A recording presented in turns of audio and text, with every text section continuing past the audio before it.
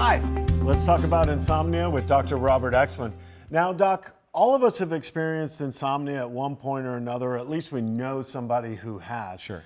How big of a problem is this? Yeah, so if you look at the general population as a whole, about a third of the population at one time or another is going to make some type of a complaint about their ability to fall asleep, maintain sleep.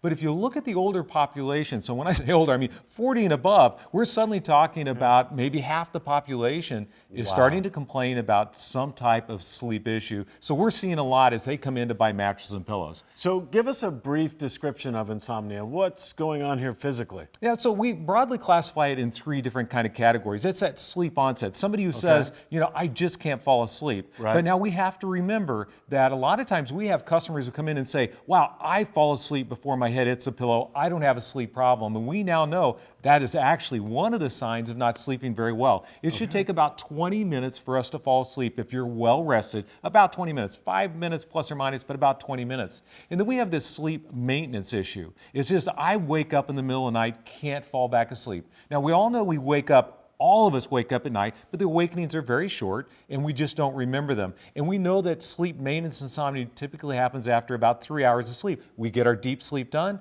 and now suddenly we're not able to fall back asleep when we wake up. Okay. And then we have this thing waking up too early or waking up too late. So the older people have a tendency to, I just can't sleep in the morning. I wake up at 4 o'clock every morning. The teenager that we have in the household says, I can't wake up at 7 o'clock for school. Now, there's different categories of insomnia. Tell us what those are. So the first one we look at is kind of that acute insomnia. It's just some type of a brief event. So maybe some event in life that maybe I got a promotion at work. Right. You know, maybe I have to go to court tomorrow for whatever reason. I've just got this acute insomnia. Gotcha. And then when it goes over to chronic is when for 3 nights per week or more for longer than 3 weeks suddenly becomes chronic and we need to start solving this problem. Okay. And we also look at sleep not only acute and chronic, we also look at primary. Primary insomnia is I really don't, there's no other cause of it, physical cause of insomnia. I've just suddenly developed insomnia.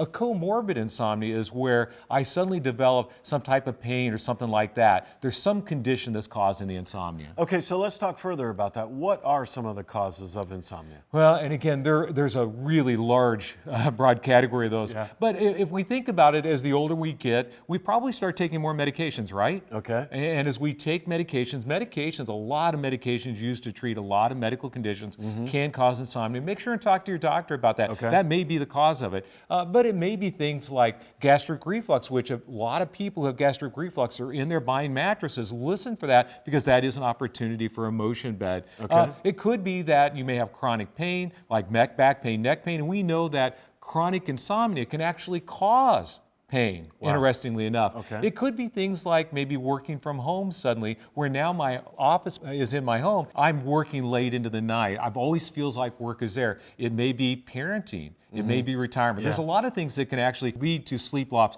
that are in our home. What do we do if we're experiencing insomnia? Yeah, and this is probably one of the most difficult things. I'm going to make an assumption that they have the right mattress and pillow. We know that's going to impact sleep. So we're past the mattress and pillow at this point. One of the things and most difficult parts of my job is trying to explain to someone that you need to maintain the same bedtime, wake time every night, even throughout the weekends. It's critical that you do that. Okay. You need to avoid naps because one of the things that happens is if you have insomnia at night and you nap, it takes away some of that decreased drive for sleep. Evaluate your bedroom. Cold, we need to be dark, and we need to be noise-free. And also evaluate your partner. If your partner has a sleeping issue, you're probably going to develop one as well. Avoid alcohol, avoid cigarettes, avoid heavy meals associated around that, and make sure and wind down. Shut those electronics off 30 minutes to an hour before you get into bed.